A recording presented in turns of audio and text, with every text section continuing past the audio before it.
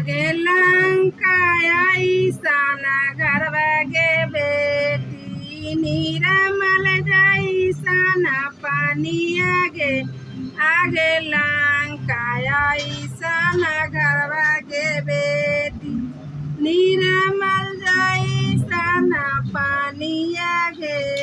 आगे सीता आई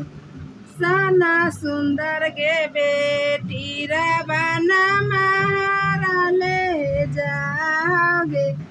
आगे सीता आई साना सुंदर गे बेटी रावण मारा ले जाओगे आगे हमें हार लियोगे बेटी तुहर पाप नारा लखुनगे आगे बिट्टू भैया नीरा बुधिया गे बेटी रावण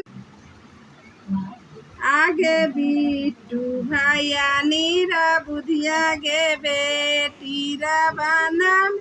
हाथ धारा लखुन गे